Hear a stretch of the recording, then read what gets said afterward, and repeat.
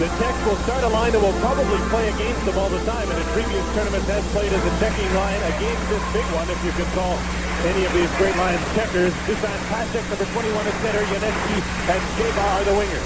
There's a centering pass that went right into the crease and was stopped by Hasek as the Soviets keep the puck in. Krutov shot it to the end board. And now the Czechs take over, dumping the puck to center. Fetisov will chase it back. And it'll be an icing call against the Czechs in the early moments of this game. Mr. Tikhonov, the coach of the Soviet team, has been coaching this team since 1978 and had a lot of success, and was a very demanding coach, coaches by confrontation, and there's no question he's one of the world's finest hockey coaches. How much does he coach the team as much? Does he really do it as a team? We'll talk a little more about that. You see so many people traveling in the entourage with the Soviets.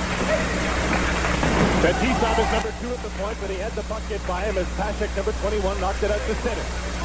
Fetisov, something compared to Bobby Orr in terms of Soviet hockey and his supremacy there. Here's Makarov, number 24, holding the puck, trying to center it, checks off the puck. And the Czechs try and move it out, can't get it outside the line. Larianov to Makarov, to Krutov, rather, his shot was almost hit at the side of the net by Makarov. Larianov, number 11, at the side of the net. There's the breaking defense, but Fetisov trying to get the backhander away. Larianov in front, and Hasek down on it, and holds on as the big line for the Soviets gives the Czechs all sorts of trouble early. We've just played a minute in this game. And for many years before Bukac was there. And Butterfield, of course, was a great player. Yes, he was a great defenseman.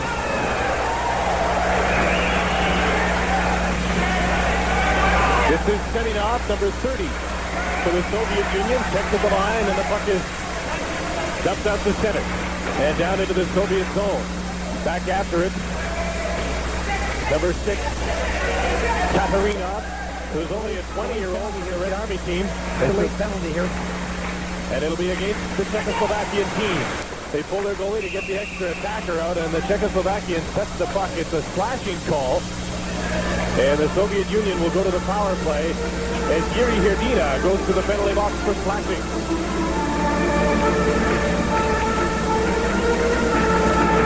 Now the Soviets go to the power play. Will they use a set unit of 5 on the power play, or will they stick around at all?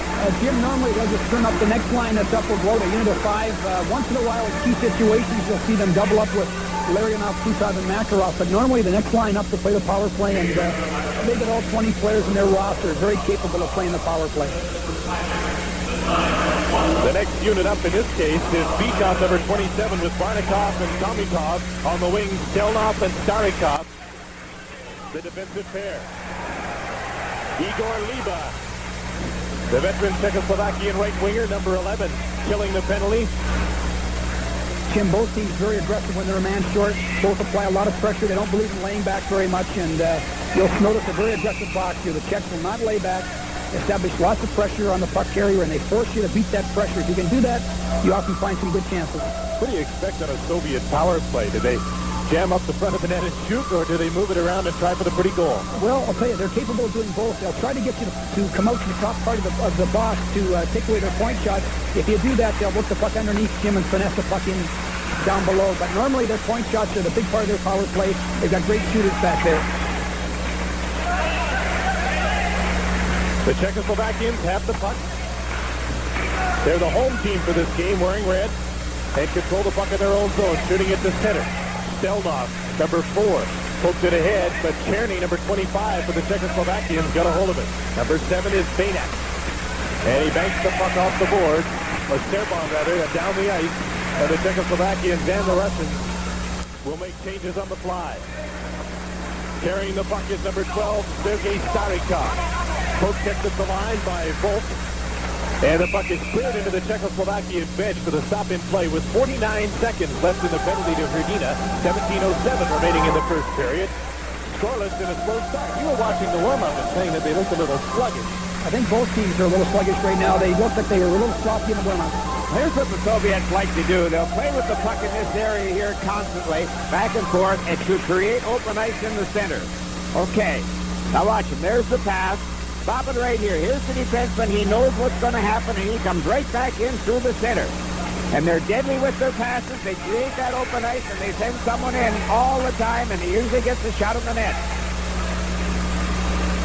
Play is underway on this power play.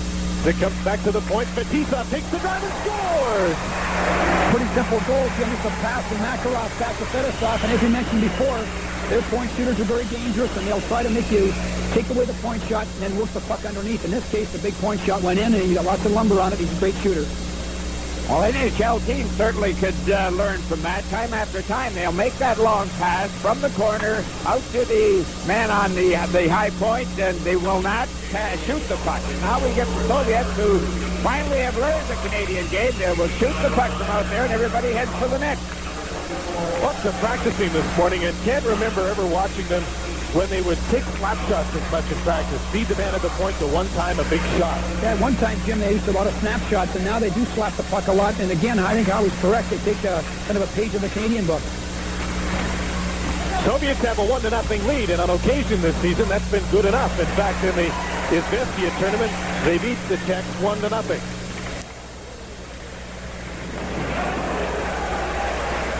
Now the play deep in the Czechoslovakian territory.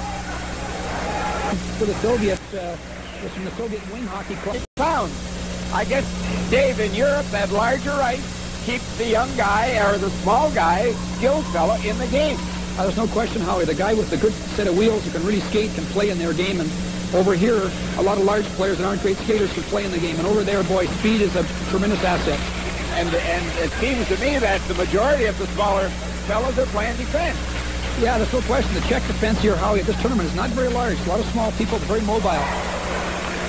The Soviets with a predominantly dynamo unit of Seminov, Svetlov, and Kaminsky on the ice against the Czechs, Hrdina, Volek, and Dolezal. Now as the puck drifts toward the net, and Hasek is quick to clear it to the boards. There's a good hit thrown by Seminov, the big center. As he hit Volek into the boards, and there's going to be a penalty. It'll be against the Soviet Union, probably on that hit, and probably to Seminov. There's the long breakaway pass to center. The shot off the goal post.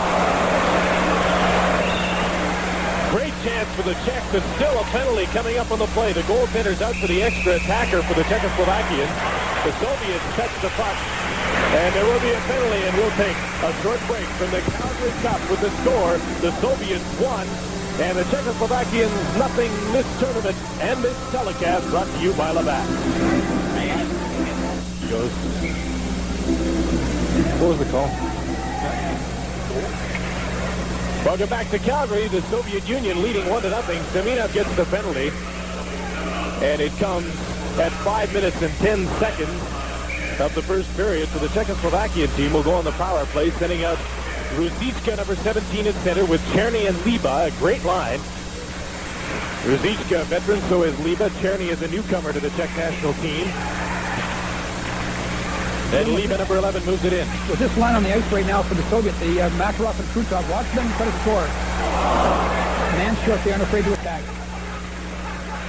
Kazatonov out there without a stick. Cherny plays the puck in the give and go to Ruzicka. Back on the point. Horova, number 4. Gave it away. Tried to fake the shot and pass it off, and Krutov read that all the way. Took the puck and set it down the ice. 1 minute and 20 seconds left in the penalty to Seminov. 1-0 the score. Fetisov scored from Krutov and Makarov at 3:17. On a power play, Ruzicka stood up at the line by Makarov, number 24. And the great Soviet left winger, 28-year-old from Red Army, moves in, short-handed. Poke checks as he tried to cut for the net. What a smooth skater Makarov is from the point. Puck is kept in. And don't forget the Soviets are a man short. Starikov took the shot. It's blocked. And out of center, here's Hrdina. Dropping it off for Pasek, and he couldn't hold on to it. Just 40 seconds left in the penalty to Seminov.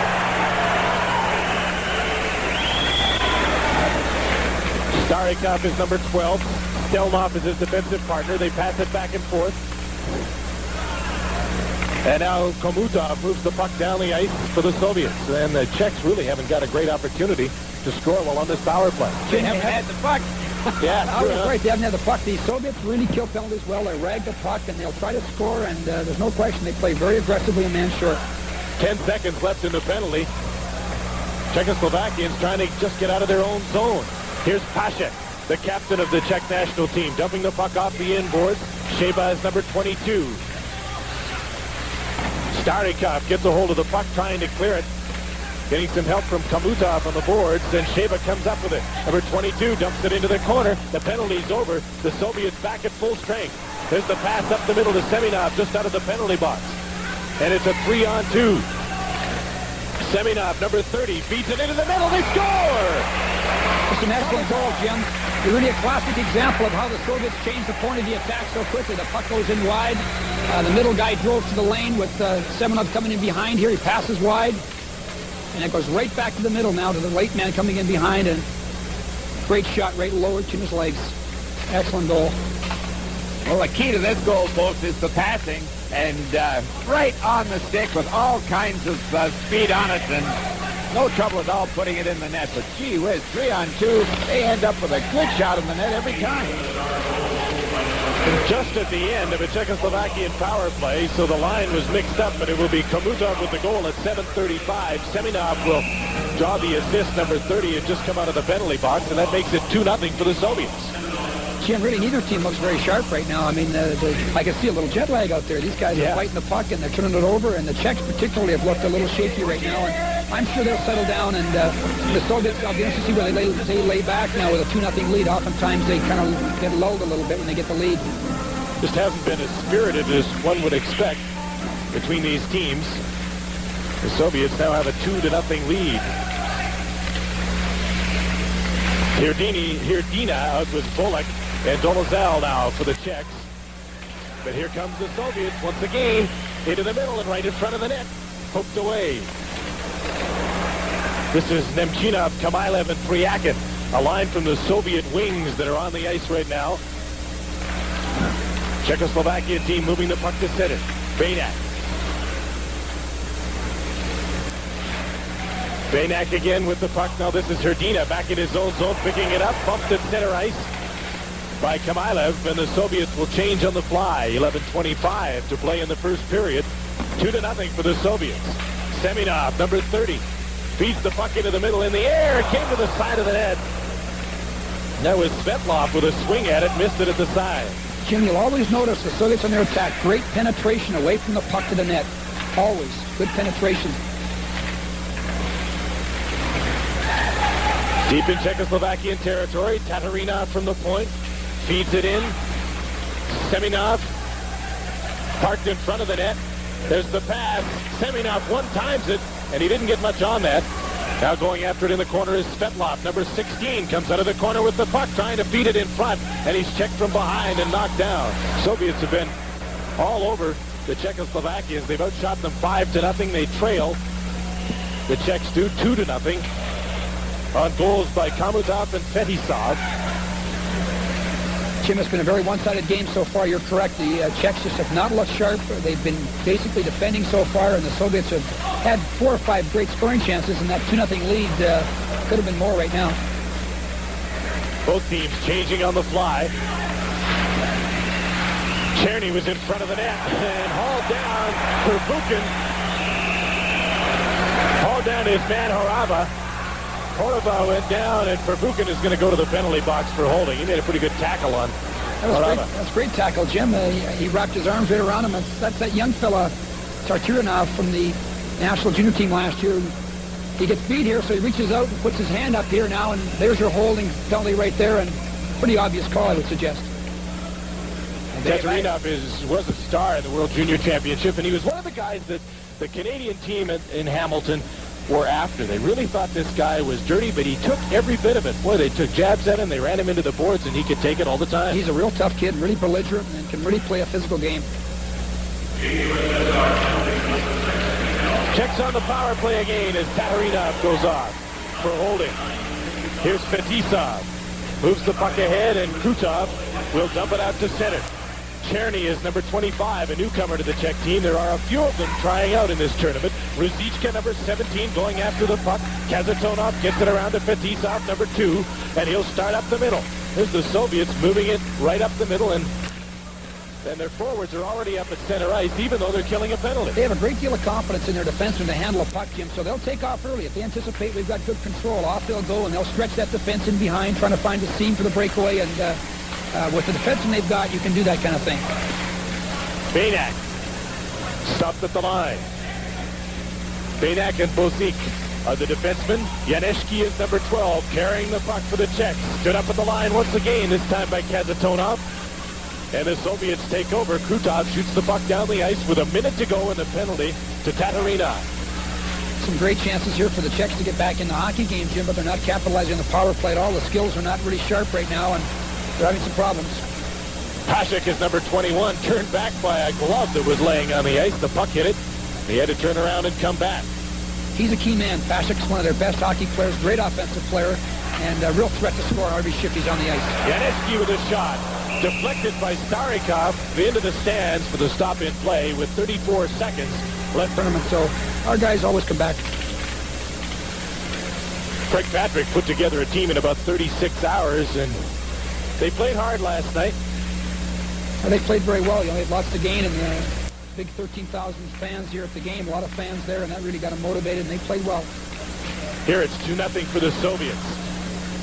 Herdina moved the puck in, but he was quickly turned back, and it was set down the ice with just 10 seconds left in the penalty to the Soviets and 8:14 left in the first period. From game number 2 of the Calgary Cup on TSN, this is Yuri Herdina.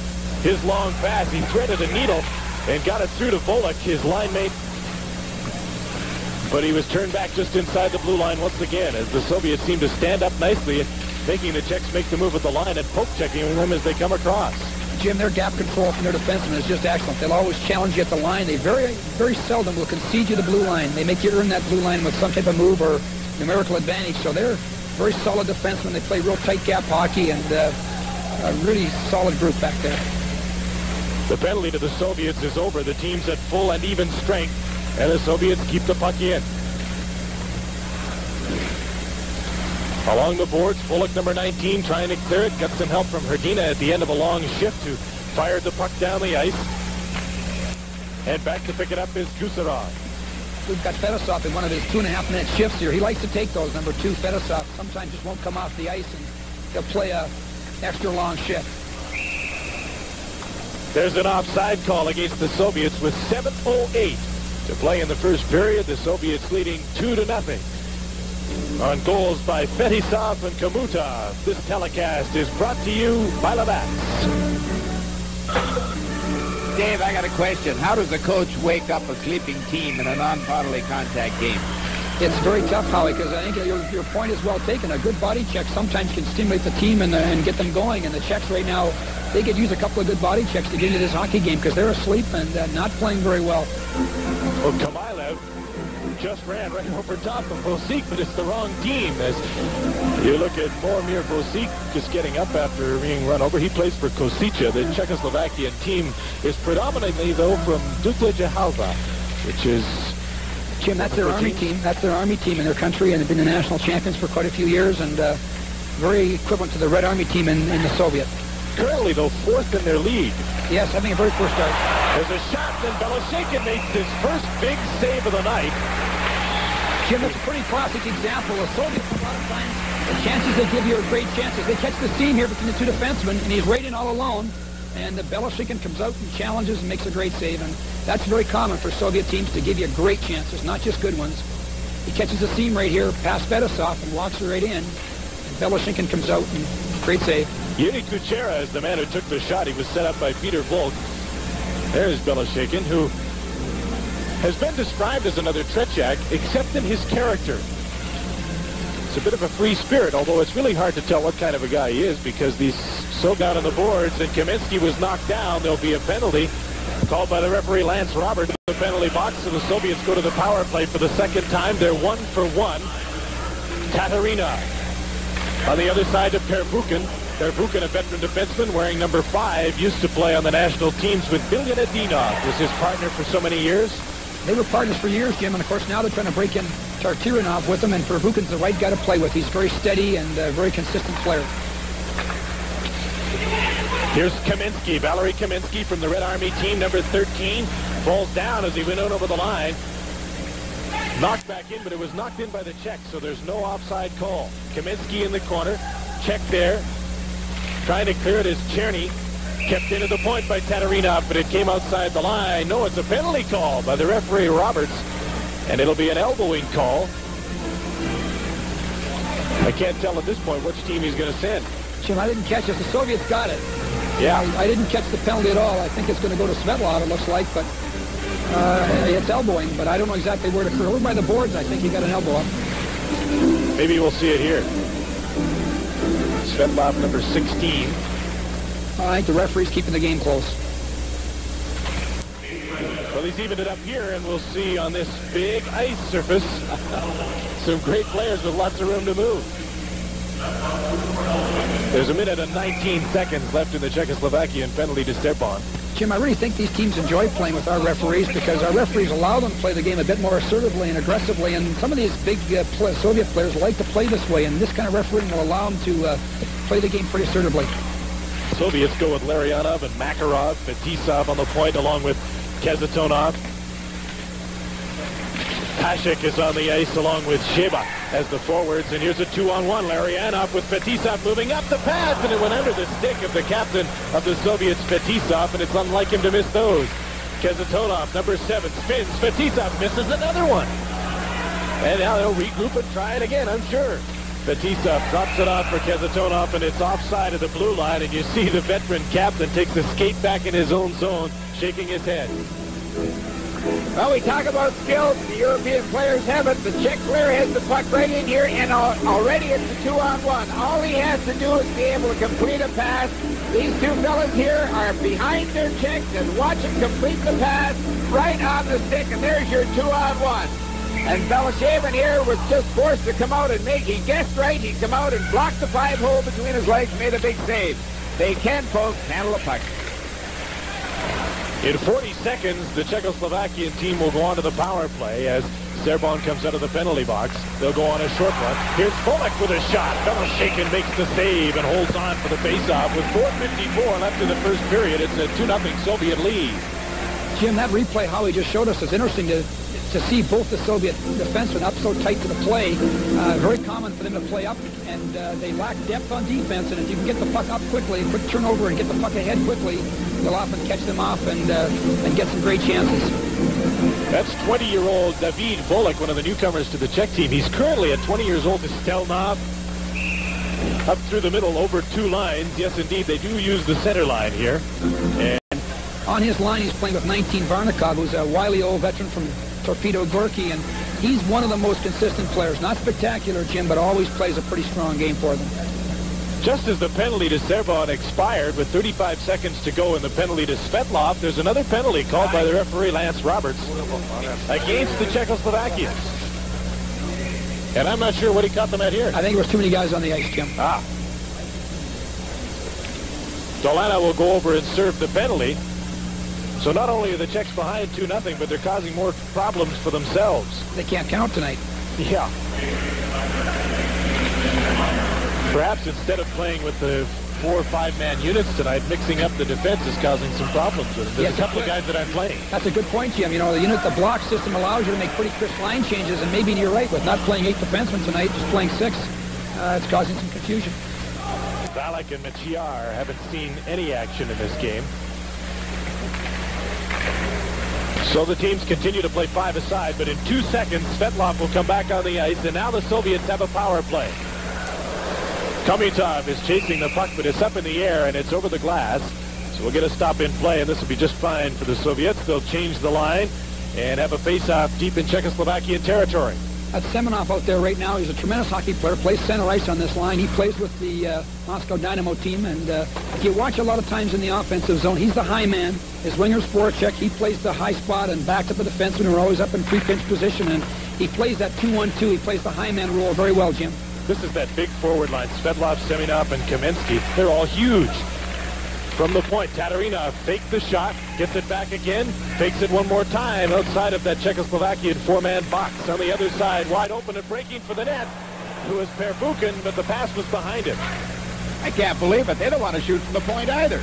And really, Howie, they should be shooting because they had a great screen position right there. They had Svetlov right in front of the goalkeeper, and Kaminsky right off the side of the net. Excellent opportunity to shoot. And usually that's what they do. They shoot a lot and force you to take away those points. Seminov is number 30. Going for the net is Svetlov. The pass came into the middle. Picked off by the Czechoslovakians and dumped down the ice. And now they'll make full changes. Hrdina and Bolek will come out to kill this penalty with Horova and Chaika. Jim, I wish we were playing against the Czechs tonight because they're not playing very well. This is an ideal time to beat them. They are not playing a very strong game, not a very smart game. 2:40 to play in this first period. 2-0 for the Soviets. They've outshot the Czechoslovakians 5-3. 15 seconds left in the penalty for too many men on the ice, being served by Delana. And Bolek clears the puck the length of the ice. No, it hasn't been a very crisp and exciting first period after we built it up to be one of the great rivalries of the world, which it is. They've just been flat. I think it'll improve, Jim, as the game goes along. There's a shot just wide of the net, and a collision behind the net, and a penalty coming up on the play. It'll be a high sticking call. Larianov ran into Chaika, and I'm not sure which one of them is going to go for high sticking. I think it's going to be Larianov. It's going to get the penalty, although that's... With the referee tonight, it's hard to say. Larianov made a great play at the net and then just went behind, and I think he jumped up in the air to try and avoid the check or get advantage in the check. I think both of them were quite surprised that someone else was coming at him behind the net and just out of protection put the stick up. It wasn't an offensive shove it out. It is a high sticking call against Igor Larianov. He's quite a player, Jim. This guy's a very exciting player. Again, he plays the center ice spot, is the high man in their forechecking system, and he really moves the puck well. He plays with Krutov and Makarov, and he's an excellent playmaker. Czechoslovakians on a power play then with 2:05 remaining in the first period. A chance to salvage something from a period that hasn't been great. This is Hrdina, number 24. Back pass to Bolek. He bumps his man, then goes after the puck. Centering pass. Belashik kicked it away. Otherwise, it would have been a great opportunity at the side of the net. From the point, Horava takes the shot, blocked by Krutov, number 9, and he takes it. He will rag the puck, kill some time. Couldn't believe how much Fetisov had moved up while killing a penalty. He was looking for a pass off the boards. And you can see Kazatonov was way up by the offensive blue line, too. They take a lot of chances. They don't believe really in playing defense. They attack all the time and always look for opportunities. That long, penetrating pass gets you off guard. Horova, drafted by the Edmonton Oilers in 81, is number 4, playing the point. Going for the skate is Dolasal, number 15. Drops it off for Yuri Hrdina. Fakes the slap shot at the blue line. Bolek goes for the net. The shot goes around on the boards. And trying to clear it out is Komiutov. There's Hrdina with a shot. Fellow shaken, kicks out a leg. He hasn't been busy, but he's made 3 quality saves. Much like Tretiak, you know, a lot of chances were great ones. Chaika with a shot. That one's wide. Hrdina's centering pass. This is the first sustained pressure the Czechoslovakians have had in the first period. There's only 50 seconds left in it. I think your point's well taken, too, Jim, is that he's had to make big saves so far because the Soviets, when they make mistakes, usually they're big mistakes. Just 27 seconds left in the penalty against the Soviets. Larianov carrying the puck is Janeshki, number 12. Stopped by Stelnov, who cleared the puck down the ice. Bosik is number 28, back to pick it up. Right up the middle. Pasek drops it out for Bosik, number 28, moves through the middle once again. Soviets lined up 4 men across the blue line and pick the puck off once again and send it out to center. The penalty to Larianov is over. We're in the last 10 seconds of the first period, a 2-0 lead for the Soviet Union over Czechoslovakia as the puck hops into the Soviet bench with 1 second remaining on the clock. I think things will pick up, Jim. I'm assuming when they go into the between periods here, they get a little bit of oxygen back in the system, and they'll play a little better. The Czechs particularly aren't very sharp, and you know, I'm certain the next period will be a better period for us.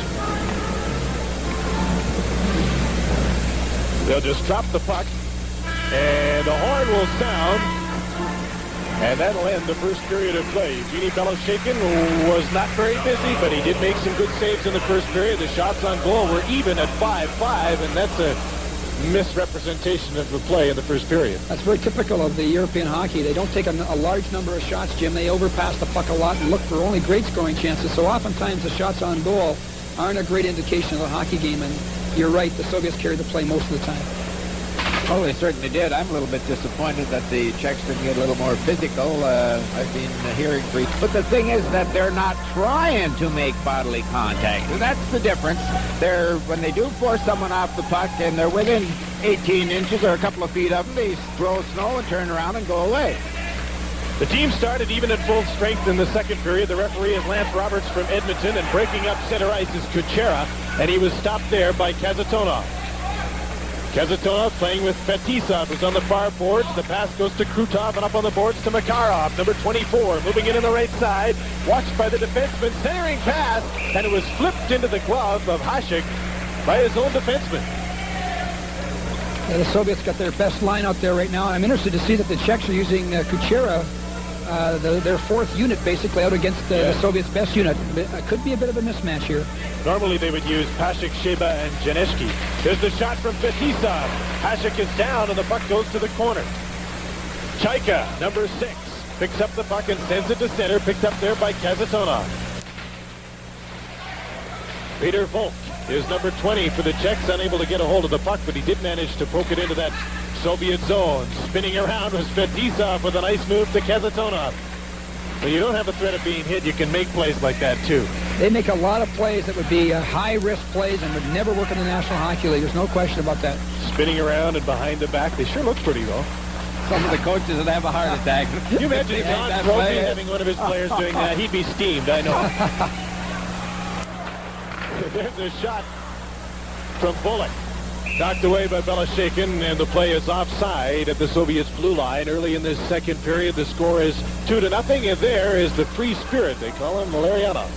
Yeah, he's the guy on that line who speaks a little English, Jim, and kind of has his own drum to march by, and he's a great hockey player, a great playmaker, and really a very talented guy. To play with Krutov and Makarov, he does an excellent job with them. Drafted by the Vancouver Canucks. There's a backhand shot by Seminov, and it went up over top of the net. As instead of passing it on the 2-on-1, he decided to shoot when he got in deep, but the defenseman Banak played that very well. Now moving out at center. The Czechs. Solozal, number 15. Checked by Tatarinov, and he got a straight arm, too. Who got the puck to center.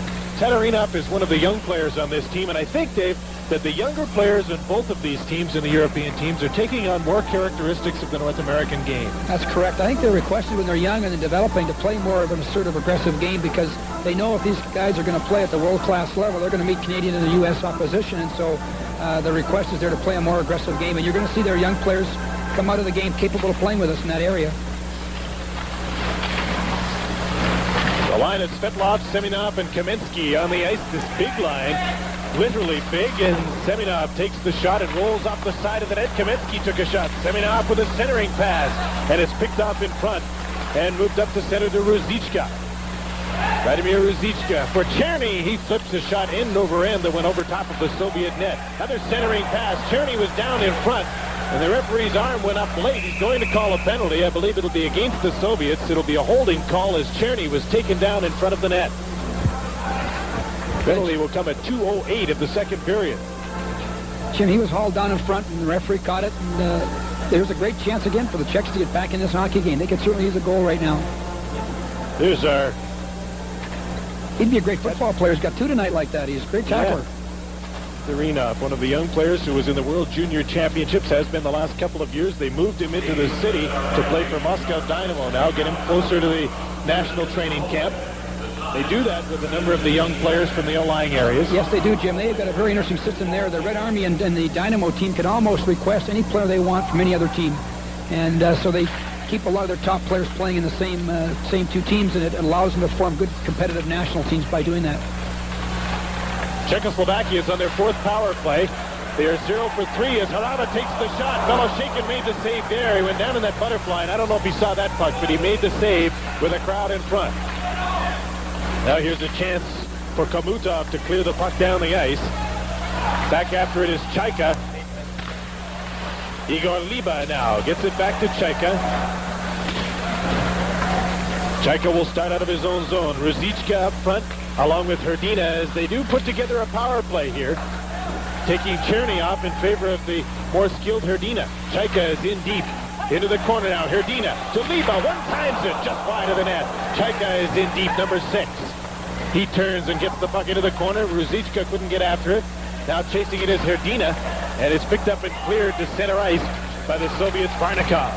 An excellent chance by the Czechs there. The puck went around the net to the far corner, and offside defenseman came in. Varnikov stole the puck and backhands one wide of the goaltender Hasek. Again, the Soviets get an opportunity while playing shorthanded. 45 seconds left in the penalty against the Soviet Union's Tatarinov. 2-0, Soviets lead. Here's a chance for Herdina. Shoots it. Beloshakin in deep in the net. Not cutting down the angle at all. Made the save. Jim, it's very common for the European goalkeepers to stay back in their net because they respect the pass as much as the shot. There, a lot of teams will come in and he shot in this case, but he is back in his net. But a lot of times they'll throw the extra pass across. So most goalkeepers in Europe don't challenge as much. They stay back in their... To Tatarinov, 16:29 to play second period. 2-0 Soviets. Janeshki on the draw, tried to get it to Pashek and couldn't. To the line, Bainak keeps it in, and he flipped it up in the face of his line mate Janeshki, who stays on the ice. Both pretty big, strong guys, and I think the Czechs are getting into the hockey game a little bit right now, which looks a lot better. Well, Pashek's going to get a penalty. They'd better get into it because the Soviets really handle that piece of lumber, don't they? Yes, they do, Howie. In many ways, they can handle a puck very well with it. They can also take a few chunks out of you with it. Oh, Casanova just did a minute ago. Oh, what a hook. The penalties will be coincidental minors to Nemchinov and to Pashek, and there's still 4 seconds left in the Soviet penalty to Tatarinov. 4 skaters against 3 right off this face-off. Serban moved the puck in behind the net. Tatarinov is back on the ice and involved in the play, and he's going to be on a 2-on-1 with Fetisov. There's the pass.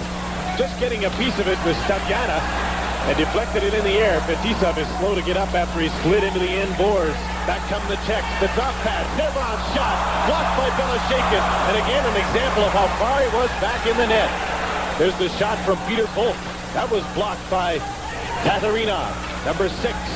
Young Soviet defenders circles. They're playing 5 aside now. Both teams with a man in the penalty box. Jim, playing 4 aside, it's really important you can play solid one-on-one hockey. If one guy breaks down, there's just too much ice to compensate with, and so it's very important 4-on-4 you play real good, tough one-on-one hockey.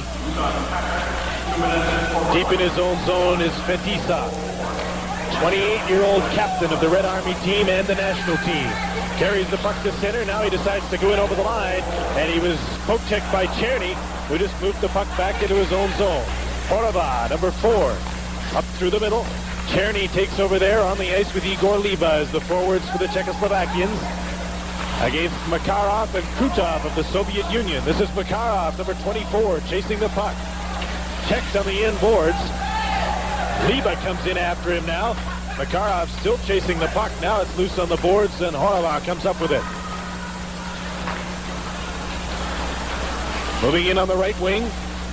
Taking his man out of the play was Stelnov. Igor Stelnov, now number 4, takes the puck and moves to center on the right wing. He's checked by Horova. 14:10 to play second period. 2-0 Soviets. 11 seconds left in the coincidental minor penalties. To Nemchinov and Pashek. Horova sends the puck to center. Herdina chasing it, couldn't take the pass that was behind him. Now the coincidental minors are over. The teams are back at full and even strength. Herdina is out front looking for the pass. It didn't get to him from Pashek, who's just out of the penalty box. Now he goes after the puck behind the net, trying to center it. Bounces out in front. None of the Czechs were there, and the Soviets take over. 3-on-3, they move through center. Holding up on the boards is Svetlov, number 16, to Seminov, and he'll just dump it to the end boards, and the Czechs will take over. Bainak, number 9, knocked down, and he got the puck out to center. Kazatonov put it ahead for Kamensky. He was poke-checked. Herdina sends it over on the other side of the open man, and the shot is stopped by Beloshakin. A weak shot by David Bullock was blocked. So the score remains 2-0 for the Soviet Union. All of the scoring in the first period. This telecast from Calgary is brought to you by Labatt. Viktor Tikhonov addresses his troops and his assistant coach behind the Soviet bench. They have a 2-0 lead, but the Czechoslovakians have outshot them 5-1 in the second period and picked up their play a notch. Jim, it's much better tempo this period. The Czechs are coming to play now. Looks much better. Bosik leaves the puck around on the boards to Volek, up to Hrdina at center, but he had the puck taken away by Barnikov, number 19. Barnikov carrying the puck. Has Bikov with him. They go to the corner trying to pick up the loose puck. Dolezal, number 15, feeds it around on the boards. It'll be stopped there and kept in by Stelnov, number 4 for the Soviet Union. Czechs trying to move it out one more time. Can't. Stopped at the line this time by Starikov. Right out in front. Shot just wide, and a great opportunity by Kamitov. Did Hasek get a piece of that? He got a little piece of it, Jim, and it was great save by him. He got a stick on it, I think, and got it up over the net. Kamitov through the middle to Bikov. Drops it off.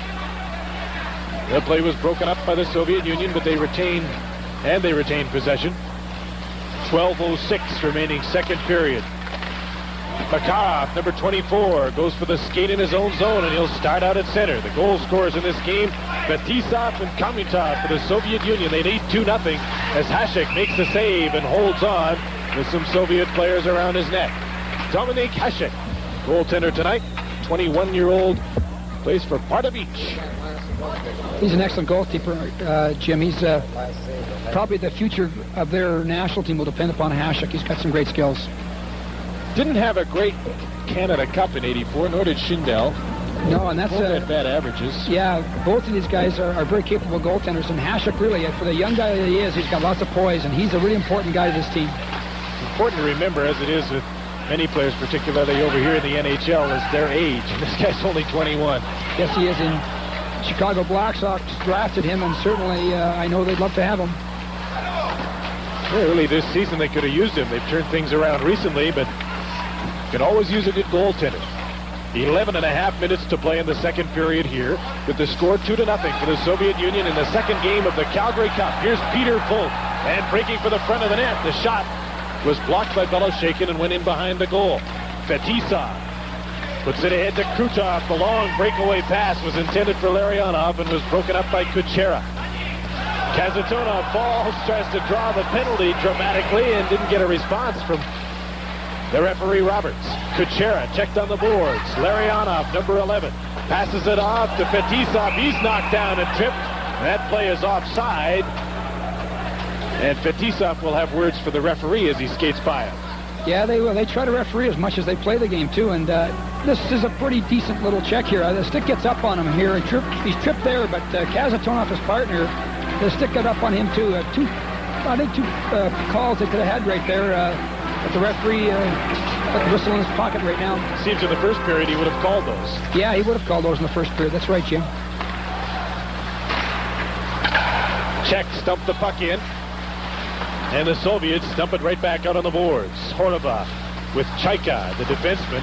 Ruzichka, Liba, and Cherny playing up front for the Soviet Union. This is Kamensky, and he's got Svetlov and Seminov with him trying to center it, and Hasek will just pounce on the puck at the side of the goal.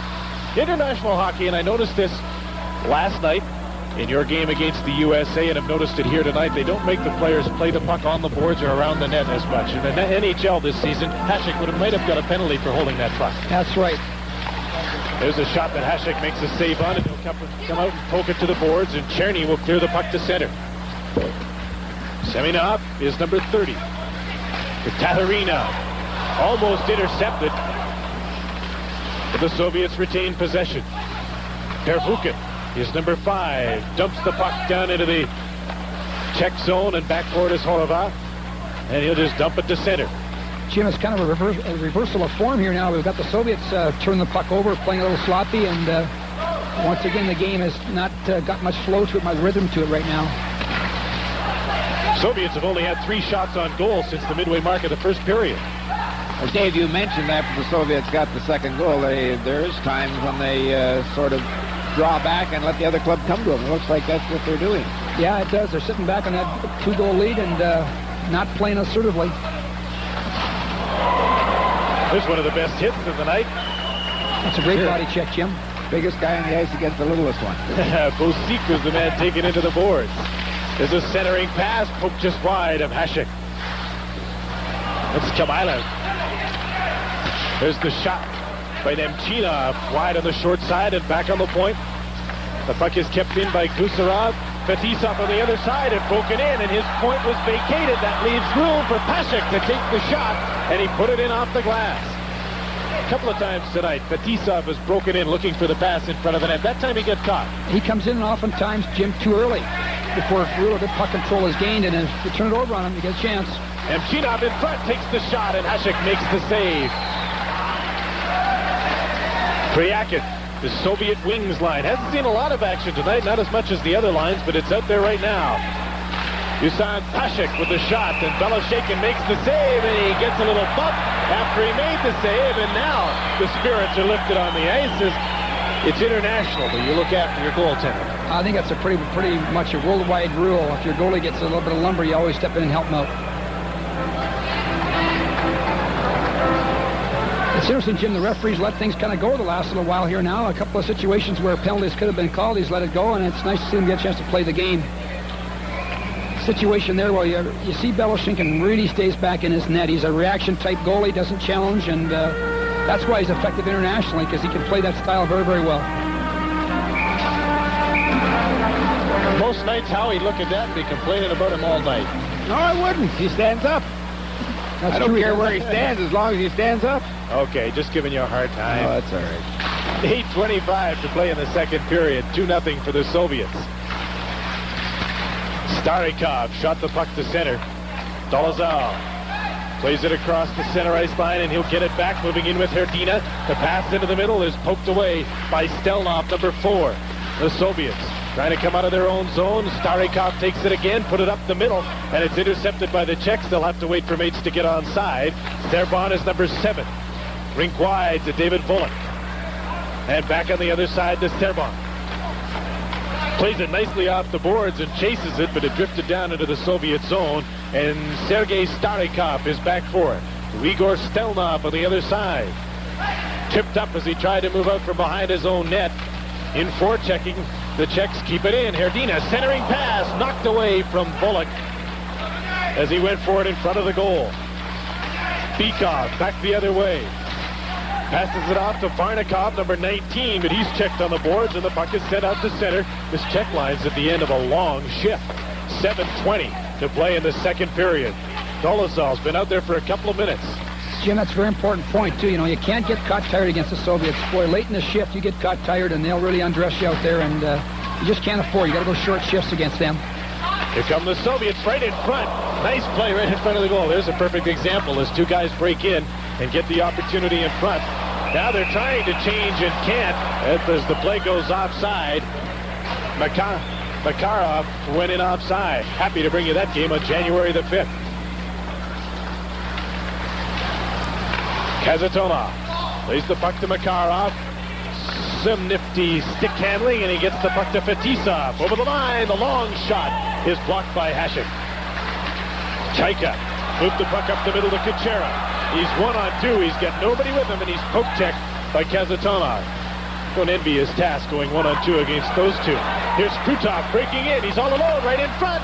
Hasek poked his stick out, poked the puck away from him. He didn't get much of a shot away. There's a centering pass. Kazatonov back into the middle. Larionov shoots just wide of the net. Jim, a great example of that long penetrating pass right there. They kind of lull you, and if you lose track of somebody in behind, they'll get that long penetrating pass and get the great chance on goal. Puck was knocked out of the air with the hand. It will come down into the Soviet zone, so we'll take a break. 6:13 to play in the second period in this telecast brought to you by Labatt's. Canada's general manager and coach Dave King, and Howie Meeker, our regular analyst Jim Van Horn, here as well. On TSN as Beloshakin makes a save right off the faceoff. Igor Liba got a shot away. Czechs trail in this game 2-0 to the Soviets. Ruzichka takes the puck, fakes the shot, couldn't get around Tatarinov. Tatarinov, number 6, puts the puck in the air.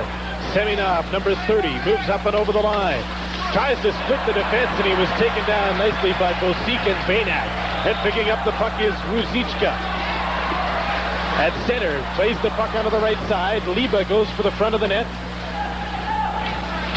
Cherny is the third member of this Czech forward line. The Soviets have the puck. Seminov ahead for Svetlov, too far.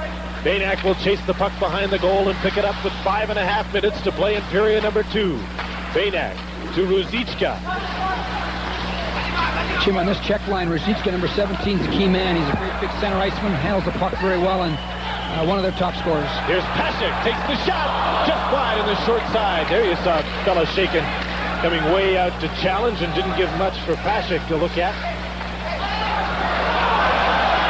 Here come the Czechs with a chance 2-on-2, and the Soviets on a line change. The shot, Beloshakin looks so at ease back in the goal and makes the save to hold on.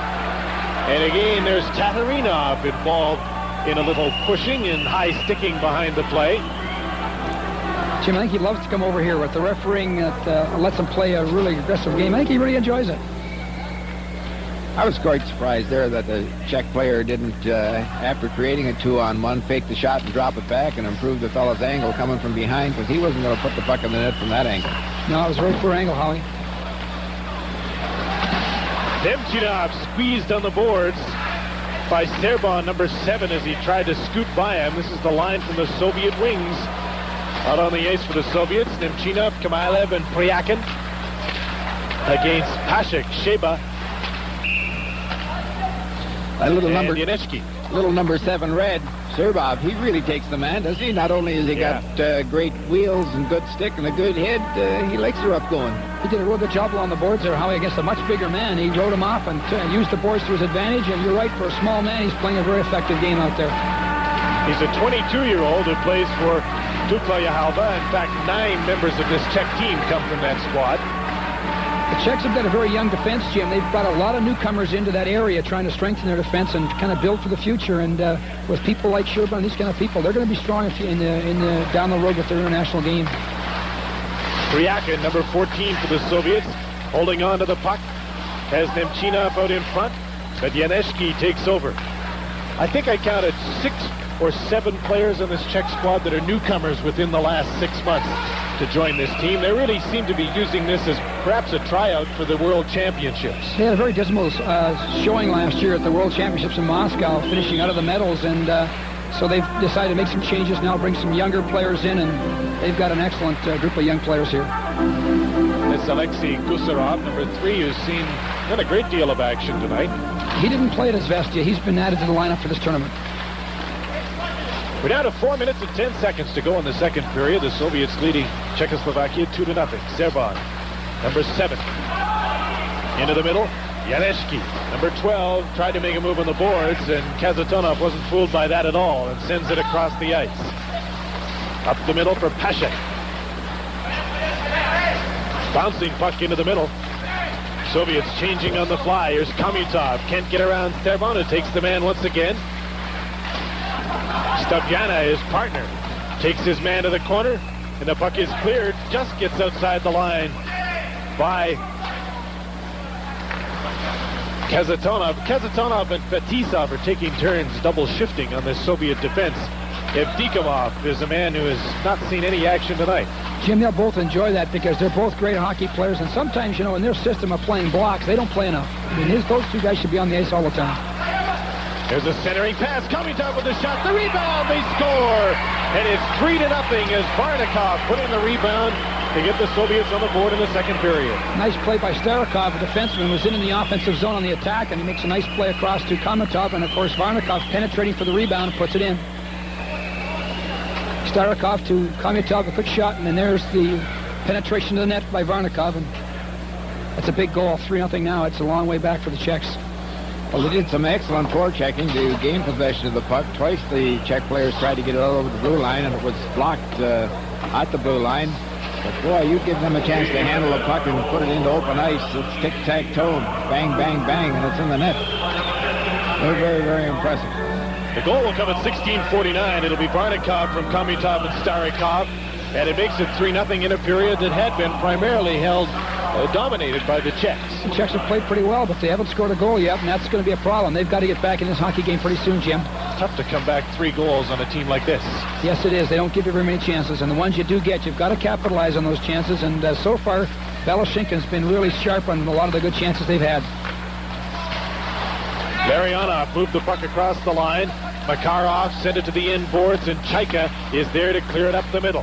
Here's Kuchera, number 14, carrying the puck in over the line on Kazatonov. Centering pass, and it's knocked away by Larionov from the front of the net. The puck is taken now by Krutov. His pass up the middle to Larionov. 2-on-2. Larionov moving right in front alone. Pass it off to Makarov. And Hasek is down on top of the puck and makes the save. Larionov looked almost as surprised as I was to see that he had room in behind the two defensemen. Jim, that last chance on net just really shows you the need to play good, solid one-on-one hockey. Larionov slides off that check. This guy doesn't get a good piece of him, and he's got a chance on goal. In the Czechoslovakian zone once again, and the Czechs move out to center. Poke back in, and they'll have to start over. At this level of hockey, Jim, with the puck movement being so quick, you find a lot of times you're forced to be doing a good job one-on-one, and when it breaks down there, then there's a chain reaction that occurs, and that's how a lot of goals result, is if one person not doing his job in his area, somebody being forced to compensate, and pretty soon that chain reaction leads to a chance on goal. And then the wide-open guy always puts it in the goal. Exactly.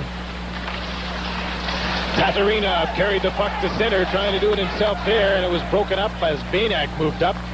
Sent the puck back into the Soviet zone. 1 minute and 40 seconds remaining in the second period. 3-0 the Soviet Union, leading their arch rivals from Czechoslovakia. They've played 4 times this season. Prior to this, I mentioned earlier, never before have they been separated at the finish by more than a goal, but there's a 3-goal lead for the Soviets here tonight.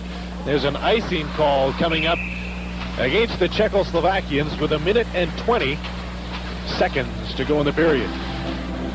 David Volek is one of the top scorers in that Czech league right now, and he's a very exciting player, and there's no question he's one of the guys that they want to build this team around in the future.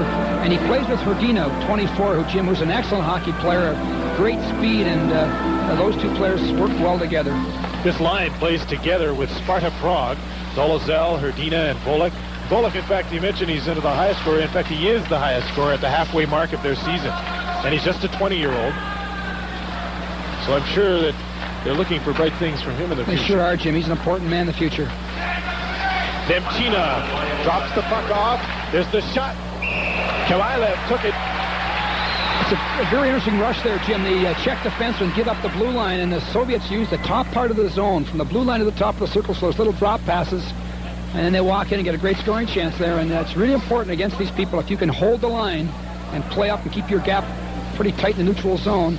That's very, very important. If you give the blue line too easily, they take the puck to the middle, a series of drop passes occur, and then a chance on goal. There's a shot wide by Gusarov. Fetisov moves up on the other side to keep the puck in. Nemchina. Priakin is in behind the net as this line from the Soviet wings starts to get longer shifts here in the second period with a 3-0 lead. Jim, they're playing pretty well, too. They've carried a lot of the play. They play together in the regular season. Priakin is number 14, 21 Nemchina. Jim, this line of the Soviet wings they've been over here with the Moscow Selects across Canada now twice in a row, so they've played a lot in Canada. I'm sure they'll feel comfortable here, and they've played in the Saddle Dome in the past too, so that one line, having been on the Moscow Select tours across Canada twice before, I'm sure will be very comfortable playing here. We're into the last few seconds of the second period from the Olympic Saddle Dome in Calgary, Alberta, as the seconds tick down and the horn will sound before this opportunity on goal comes. That ends the second period. The Czechs were better, fellas, but it's still the Soviets leading 3-0. Well, you're right. The Czechs had a little more jump, past the puck, I think, a little more sharply than they did in that first period. But again, it was Beloshakin who made some pretty good saves and kept them from scoring a goal. I agree. I think that Beloshakin was forced to make a couple of real big ones, and that's kept the Soviets right on top of the hockey game, and the Czechs haven't got back in with a goal, Jim, and they'll have to come out in the third period and get one early to get back in this thing, because they just can't afford to be... Beloshakin warming up, swinging his stick around in his arms, and all set to go. He kneels down a lot. He can sometimes be kneeling down on the ice taking a rest while the play is going on. Yeah, he often does that. When the puck's at the other end, he'll just go down on his knees and rest. And, yeah, really, I guess it makes a little bit of sense because they're on their feet a lot, you know, and he's a very relaxed guy.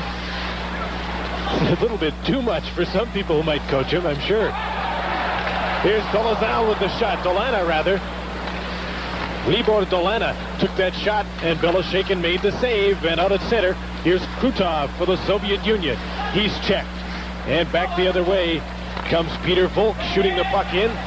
Fetisov ahead to Larionov and over to Krutov, moving in with Makarov, trailing Larionov, going for the net. The pass gets through, but he's too deep to shoot, and the puck was rolling. Krutov in front, poked away as it was deflected by Hasek, the goaltender. There he deflects another one out front. Larionov had his stick lifted. Kazatanov keeps the puck in for the Soviet Union, and the Czechs then are able to clear it down the ice, and Fetisov is there to pick it up. Vyacheslav Fetisov, rink wide, and sliding was Banak to break that play up. Down in the Czechoslovakian zone, a race for the puck. Hasek comes out of the net and pokes it to the boards. Centering pass goes off the side of the net. Banak will take it there, number 9. Banak to center. Hrdina dumped the puck in on the inboards. Varnikov is there. Hrdina gets the puck behind the net as the Soviets were unable to clear it. Now it's to the boards again. Pinching in, Bosik, number 28. Shoots it around, and the Czechs keep it in once again. Jim, I think you'll find the Czech defensemen now will be up in a pre-pinch position. They'll pinch a lot now because they need a goal, and so you're going to find they're going to be in there, join the attack in a hurry and try to keep the puck in the offensive zone and get a chance. There's an icing call, and of course if they try that, that always opens up the opportunity for the Soviets with their great speed to get the 2-on-1s and 3-on-2s.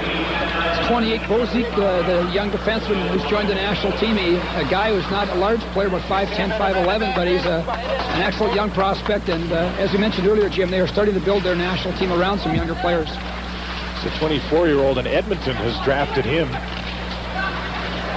Just what they need. Moving up, Pervukin with a pass across and a beautiful play, and the Soviets were just unable to finish that one off as Svetlov was breaking for the net. Svetlov pursues his man, Serban, and the puck is shot to center. Kamensky chasing the puck deep in the Czechoslovakian zone. Serban's in on top of him. Kamensky gets it out in front. Knocked away. Seamak is out there for the first time in the game. He's a good young player, played with the national junior team last year, number 18, and he's a very exciting player, very aggressive player as well. Let's see, it is the first time he's moved off the bench tonight. His line, his place was taken, I believe, by Bikov, he'd normally play with Varnikov and Komutar. That's correct. Seamak drops the puck off. Tatarina feeds it in front, deflected into the goal. On a great play by Kamailev, who just deflected that upstairs, and it's 4-0. Jim, a great sequence of passes here. The puck goes across the zone, then back to the other side again, and they really changed the point of the attack very, very quickly here. Fakes the shot, passes it across. Just a little bit of a deflection upstairs past Hasek, and this game is iced away now. It's 4-0. I thought originally when he put the puck upstairs, he opened up his stick like a 9-iron, but he didn't. It was jumping along the ice, a good in-the-air pass. It just hit the top of his stick and deflected up under the crossbar. Tatarina gets an assist, so does Seamak on the goal by Kamailev. A 2:44 at the third period that makes it 4-0. Kamailev clears the puck to center. Nemchinov went after it. The play is broken up at the blue line. It is offside. I got something here to show you. I've been sort of amazed that these very skilled hockey players do not challenge people one-on-one too often. But right here, Delina, the Czechoslovakia team, will come through the middle and challenge one-on-one. Takes the pass into the slot and makes a pretty good move to get home free. Pushes the puck through. Now watch Belashekin. Just let it go. Look at the hole between his legs. And Delina's going for it, but he closed that hole and made the save. He is quick. Cat quick. And his team's up 4-0. This guy doesn't give up a lot of goals through the Izvestia in the 3 games he played. Belashekin gave up 1 goal. Yeah, he's a fine goalkeeper, and again, like I think as Howie mentioned, he's a big save goalie, and right back in his net right there. Stays on his feet pretty well too. He's played very well in Izvestia, and he's the future. He's the Tretiak of the future. Chaika, number 6, moves the puck to center. It's a long shot in by Sheba of the Czechoslovakian team. Pashek is number 21, the captain of the team, centers the puck. It comes to the point. Bosik, number 28, took the shot in, bounces off the boards. There's Horova with a high shot over top of the goal. Janeski couldn't keep it in. Kamailev gets it to center. On the rush is Gusarov, number 3, drops it off. And Priakin, number 14, is knocked down in the corner as he went after the puck. The bodies fall through the corner. There's an elbow in the air, and there's going to be a call by the referee Roberts, a high sticking call, I believe, against the Soviets' Kamailev. So the Czechoslovakian team will get an opportunity on the power play. 16:04 remaining in the third period. The Soviets lead 4-0. We'll be right back with more of this telecast brought to you by Labatt's. High sticking is the call on Yuri Kamailev of the Soviet national team, and there's a look at it. They just stick him in the corner. He's a great big guy, you know, and very aggressive player. That whole line's got lots of size to it, Jim. Unusual way of taking a face-off. Verdino just went straight ahead as the puck was dropped, and he took the puck with him. Yeah. Here's Krutov, number 9, with Larionov killing the penalty, and he goes for a skate. He'll play it back to Fetisov. Fetisov up the middle, intercepted. There's the shot. The save was made, and the puck is loose, and what a great save by Belosheikin as he came way out to stop Dolasov. Classic example of Fettisov, because sometimes the lights go out with him and he makes some plays you can't believe he could possibly make. I think sometimes he's far too fancy, won't take the simple play. Again, here it is now, making another difficult play. And another mistake. Yeah, right now the Soviets are down on him. He's not playing that well. He's trying to do too much. Dolasov to the point. The shot is just wide of the net. Bouncing puck in the air. Fetisov, number 2, gets the puck to the line, and Krutov sends it down the ice. We talked about it earlier, but it's amazing the types of chances they give you. You know, those are great chances. I mean, if you put those in, you're in the hockey game. So far, the Czechs have not been able to put those great chances in the net. More often than not, though, the Soviets have a goalie who's equal to the task. They had Tretiak. Now this guy seems to be just as good. They only had the brief period, it seems, when Myshkin was playing a lot, that he really wasn't quite as good. Now here's the Soviets with a shot just wide. I think your point's well taken. Myshkin wasn't able to step in there and make the big save, and that's a big part of their game, is getting the big save, because they do give you great chances and they take a lot of high-risk plays, and there's no question that this guy might be the great replacement for Tretiak. You made the point earlier that to play this goal for a team like this, you have to be able to sit back there for long periods of time without ever seeing a shot. It's really hard to do, too, Jim, and keep that sharp like that, but he does it, and he's got great concentration. Cherny after the offside call, and the Czechs had moved the puck into the Soviet zone to Liba. Cherny is there as well. Ruzicka back on the point, takes it back from Stavyana and shoots. Loose puck in front. And again, the Czechs are unable to get it by Evgeny Belosheikin. 13 seconds left in the Soviet penalty. Ruzicka walks in off the boards there as the overload man, the power play, and as the puck hits a skate and deflects, and then the low man jumps in front, Cherny, and he gets a good chance at it. And once again, Belosheikin's sharp and smothers the rebound, and he's been playing a heck of a game. He was an all-star at the 84 and the 86 World Junior Tournaments. He hails from the Sakhalin Islands and plays now for Red Army. The penalty is almost over. Here's Kamailev back on the ice, and the Soviets are back at full and even strength with the Czechoslovakians, and the Soviets lead 4-0. Stavyana on the Czech defense. On the other side for Serban, tried to thread the needle for Liba and couldn't. Back the other way come the Soviets. There's the shot, not getting much on it. There was a broken stick on the play. Stelnov right in front. A fan on the shot. It was Bykov with the opportunity, and he missed it, trying to one-time it. Out at center ice, Pervukin, number 5. On the other side for Tatarinov. Ahead for Bykov, number 27. Gets into the middle, tried to feed the trailer, the defenseman, and the Czechs break it up. There's a chance on the breakaway. Yanechki couldn't get away, though, and back the other way come the Soviets. Jim, the Soviet defense both got caught up there in quick transition. Great chance. Kaminsky right in front. Hasek had to make a save as the play almost came back to Kaminsky. Now it's going end-to-end for really the first time tonight. There haven't been many points in this game where it's really been fast up and down. I'm sure it's been fast, but it hasn't gone end-to-end. It's interesting, too, to see that the Soviets, a lot of times, you don't earn your chances. Like, you don't undress them to get a chance. They give you the chance. They make the mistake and are out of position, and their defensemen really join the attack very quickly, and they oftentimes will lack depth on defense. Hasek trying to get a loose puck in the Soviet zone. Couldn't do it. There's a penalty coming up against the Czechoslovakians. And Pashek touches the puck. It's a high sticking call.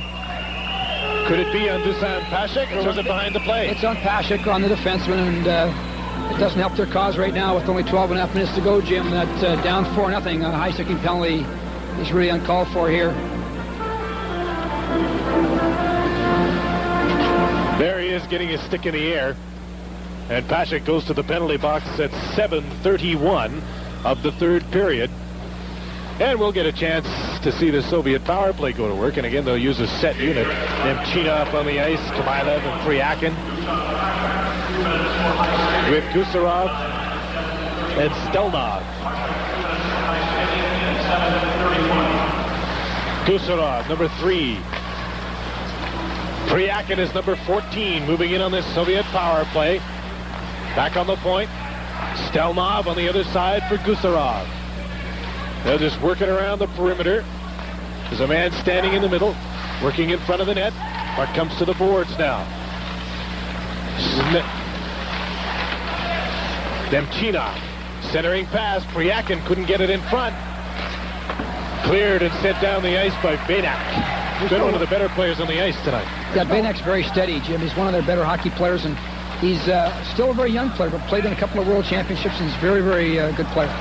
Nemchinov with a shot, and Hasek just got a piece of that with his skate. The Soviets worked the 2-on-1 and got in very close, trying to make this 5-0. They're up by 4.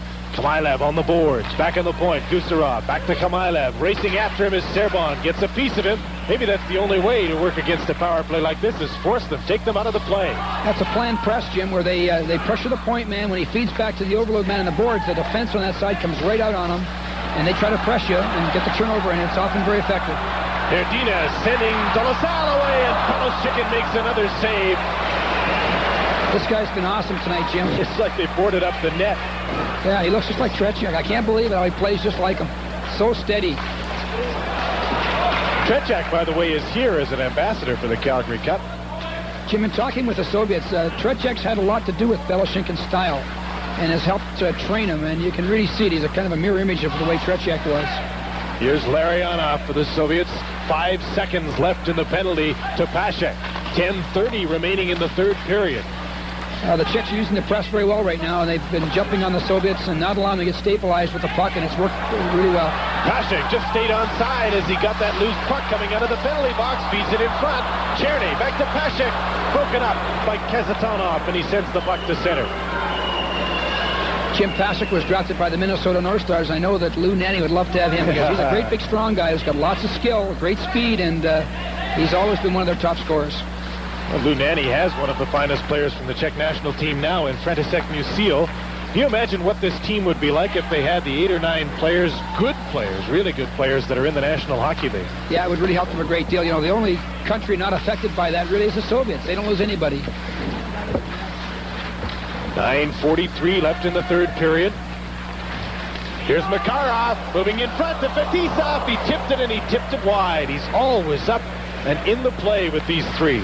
You can really see Makarov likes to go one-on-1, too. He'll challenge you one versus 2. There's lots of confidence in his ability to beat you one-on-1. Now there's a chance for the Czechs. Moving in is Sheba. Deeks, and he couldn't put it in behind Beloshikin, who knocked him down. If he didn't get the puck, he got a piece of the man. Ruzicka in front to Sheba, and it's tipped just wide, and there'll be a penalty to the Soviets on the play, and it'll be against Fetisov for holding. Jim, I would think that their coach Tikhonov will be talking with both Fettisov and Kazatonov. They both get caught up too close to the play. They have no depth. The turnover gives them a breakaway, and it's amazing to see these guys play so sloppily. It's actually a slashing penalty on Fetisov, and he and Ruzicka had words. Now they'll steer Fetisov over the penalty bench. He's going to get 2-minute minor, and what a horrendous shift. You know, for a guy with that kind of talent, he's sometimes, I think that his concentration isn't very good, and he continually is guilty of trying to do too much. I wonder at the Izvestia tournament when an 18-year-old from Canada named Zarli Zalapsky was named the outstanding defenseman, if it embarrassed him at all, because he's supposed to be the outstanding player in the world. Well, he's won that trophy for the top defenseman 3 times in a row, and Zalapsky this year broke that trend, and there's no question that Fedosov has not played very well, and they're not happy with him. Czechoslovakian power play is underway. 9 minutes remaining, third period. They're down 4-0. And the way Beloshekin's play, there's not much chance that they're going to get back and tie this game, but they might make it a little more interesting. I'm sure they like to break the goose egg.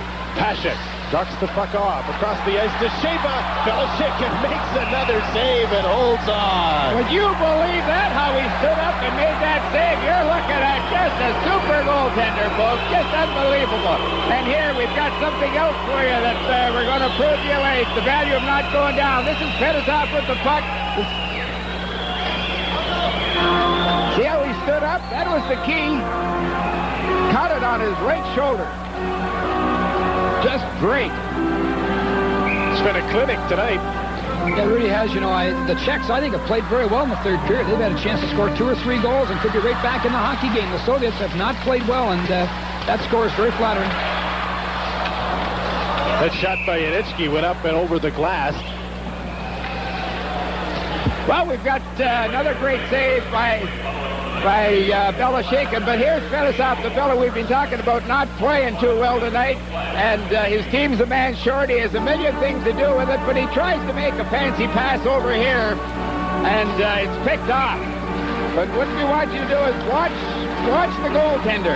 Comes out, challenges, closes the hole between his legs, but look, stays up, and is able to make that second save, and then the Soviet team come up with the puck. Great goaltending. Great mobility coming out of the net. You know, Jim, it's very interesting that Howie's point's well taken. And this goaltender, besides being a very skilled guy, he reads the game very well. He sees the shooter's got no options to pass, and he's right out on top of the shooter. And when he sees the shooter's got options to pass, he stays back in his net and respects the pass. He's a very smart goalkeeper. And he looks so at ease. He doesn't look like he would ever panic. So loose. He's actually been outshot. His Soviet team has been outshot 22-20 now by the Czechs, which are on their 7th power play of the night. And they'll have a 2-man advantage now. Jim, a classic example of what the Czechs are all about. They believe in techniques, tactics, and theatrics, and this guy does a great dive here, I'll tell you. That'll be Stelnov going to the penalty box. We always find them very frustrating to play against. He gets hooked a little bit, but he spins around and adds a little effect to it, and certainly gets the referee's attention. And so now's their chance to get back. They got a 2-man advantage. A 2-man advantage. They trail 4-0 with 38 seconds left in the penalty to Fetisov, and 2 fine defensemen in the penalty box. Doesn't hurt the Czech team either, especially Fetisov, who might be on the ice killing a penalty right now. And they've geared up. They've got Ruzicka and Hrdina both on the ice with Liba, so they've geared up for the power play, going with some of their best people right now to break the goose egg. It's not often on either of these teams that you see them mix up their lines to put a special power play unit on, but they've done that now. Good point, Jim. Stavjana on the point. Spins around, trying to get away from Simak, who's on the ice killing this penalty. Stavjana over on the other side to Horova, in at the side of the net. Igor Liba, number 11, holding on in front. Beloshekin makes the save. Tatarinov cleared the puck down the ice. 5 seconds left in the penalty to Fetisov. 1.5 to go in the other penalty to the Soviets.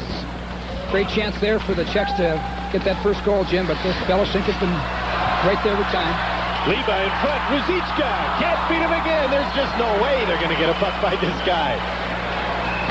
Kamutov is the other man in the penalty box. He's the guilty party in hauling down the Czech, but the penalty now to Fetisov is over, so it's down to a 1-man advantage with 6:52 to go. The key here when he comes out is watch how he drags his right foot. He comes across, solid, thick on the ice. Now there he drags the foot. He sees the Czech player go for the far corner, but no way. He had to get it upstairs over that foot. That is just, folks, unbelievable goaltending. You're seeing goaltending at its very, very best. Just shows you how the balance these people have to have, the skating skills he has to have. He comes out there and challenges, yet he can still drag that foot and balance on one skate. That's amazing. The power play continues for Czechoslovakia. Osik shoots the puck off the inboards. Cleared by Gusarov, not out. Osik will keep it in there. Libor Delana is number 23, chasing the puck, trying to get out in front and can't. Kuchera is number 14. Back to Delana. Peter Volk is on the other side in the open. Bosik to Kuchera. Moves in close. Look at how that box expands and contracts. Then across the ice. And he had a chance finally to beat him and missed the net. Peter Volk. That's a great chance off the back door there. He just put that pass right through the crowd, right on the stick. He got a chance to one-time it. And if he hadn't missed the net, he might have got one past Beloshenkin right there. Here's the chance. It's a good play. He just sped right through the traffic right there, and it was a great shot off the pass. And, just went wide, Jim. I'm not so sure, Dave, that if he had got that on the net, Beloshenkin wasn't over there. Yeah, it's scary. I think you're right there, too. He's pretty quick. Ooh, scary, this guy. 6:18 to play in the third period. 4-0 for the Soviets. Bosik keeps the puck into the point. Peter Volk to Baynak, his shot. Stopped again by Beloshenkin, and his defenseman clears the puck.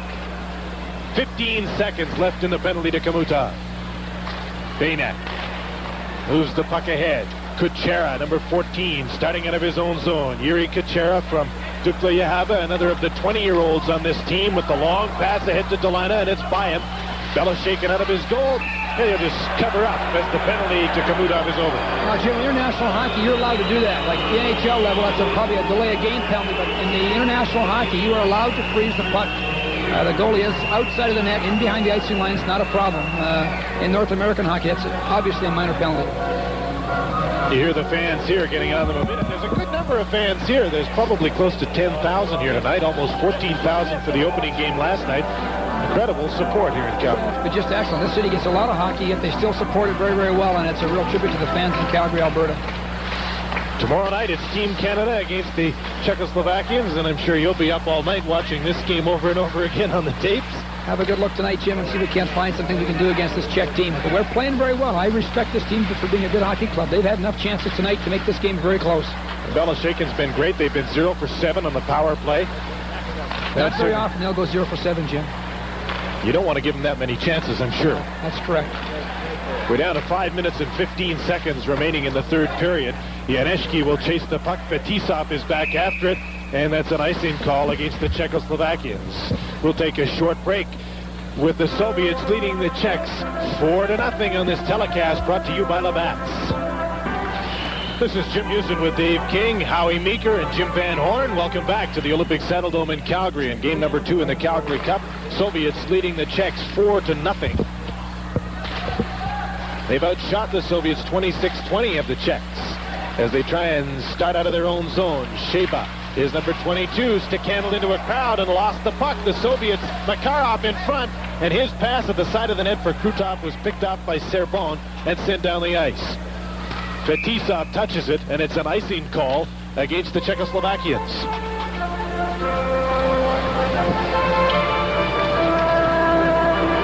There's the 28-year-old captain of the national team who's not had a great night.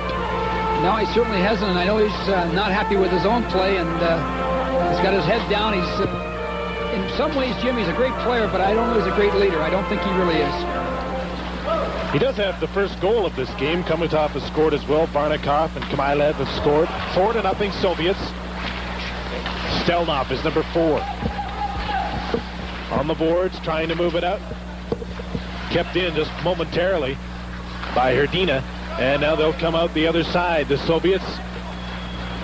Portova is back after the puck and gets there first. Jam up in the corner after the loose puck. And there's another example that you won't see in the National Hockey. They'll blow that whistle very quickly in the scrums along the boards instead of making them play it. Yeah, in international hockey, you're allowed to freeze the puck a little bit more, and there's no question. The NHL rule, I like it. To keep the play moving, Jim, it's a great idea. Yeah. Vyacheslav Bykov, 26-year-old, plays for Red Army. They call him the Bobby Clark of Soviet hockey. That's flattering.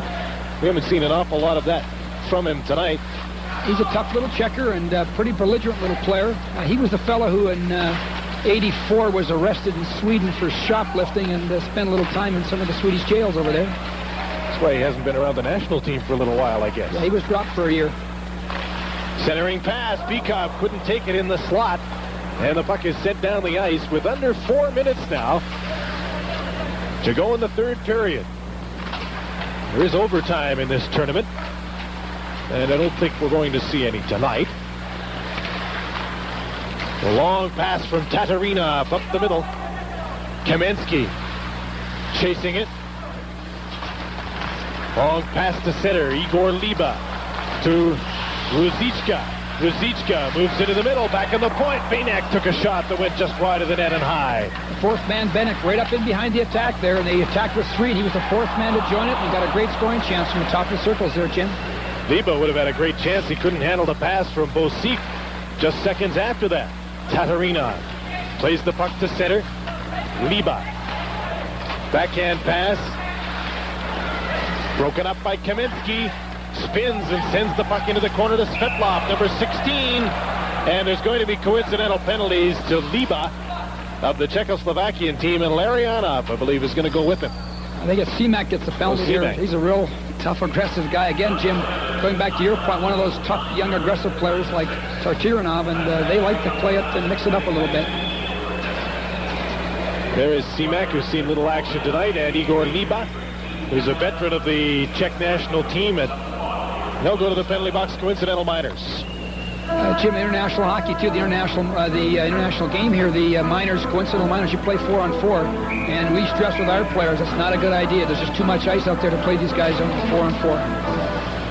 Yeah, you got an extra 7.5 feet on each side, and that's an awful lot of room, especially from above. If you get way up in the press box here, boy, does that ice look huge. Jim, it really makes the game difficult for the defenseman. It makes the game a lot tougher. They've got more width, and all of a sudden the dimensions of the rink have changed, and the outside drive to net's harder to play, and there's more space, and it really requires the defenseman to adjust a great deal in their game. Trying to come out of his own zone is Perfukin, and he did shoot the puck to center. Serban, number 7 for the Czechoslovakian, takes over to Peter Volk. He lost the puck, and the Soviets moved back. Dropped it back over the line. The play is called offside as the Soviet wings line made the back pass here in Calgary. Jim, when you have two international teams playing like this, they defend the attack pretty well both ways because they're very conversant with it. But when we get the next broadcast against the USA, I think you're going to find that some of the elements of their attack will be a little clearer to the hockey fans because North Americans, it takes a little while to adjust to what they're doing. Point well taken. I'm sure the U.S. team is watching this game very closely tonight, realizing their task is huge in a couple of nights. 1:43 left in the third period here. The Soviets leading 4-0. Kamailev plays the puck back to Starikov on the point, and ahead to Sergei Pryakin. All the three forwards on this line are Sergei's right out front, and Sergei shot it. Hasek made the save. I don't know how Hasek made the save. That was amazing, because that was a great passing play. They really undressed the defense on a 3-on-2 here. And yet he gets his pad across there and makes an outstanding save on a 3-on-2. Kamailev took the shot, and Hasek made the save. All I can say is thank goodness that they can pass very, very well. I just think they overpass time after time. I agree, Howie. Their attack's not nearly direct enough. I think some nights when we play against them, if they would have direct attack, they'd probably score a lot more goals. Krutov with a shot, blocked in front of the net by the defender. I believe that's Bosik, and it is, who went down on top of it and made the save with 21 seconds left in the coincidental minor penalties and 1 minute and 17 seconds left in the third. Bosik is slow to get up after blocking that shot. That was a good play by Bosik. He threw it away, but he was willing to pay the price to counteract his mistake, and you've got to admire the guy for doing that. That's important.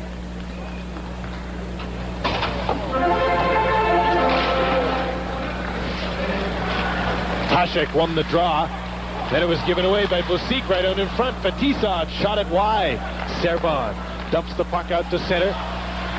Number 15, Dolezal, takes over and moves over the line with Pasek. Leaves it for him, and he banned on it. That puck went off the heel of Pasek's stick. Right out in front. Staviana made the shot, and Krutov blocked it, deflecting it up off the glass. Less than a minute to go in this game. The Soviets leading 4-0. This sterling performance by Evgeny Beloshekin in goal.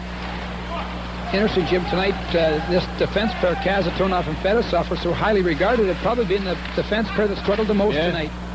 True enough. Staviana moves the puck ahead to Pasek. Dusan Pasek drops it off for Igor Liba at center. In the middle of a Czech line change, their last one of the game with 20 seconds to go. Larionov through center, drops the puck off for Krutov in traffic.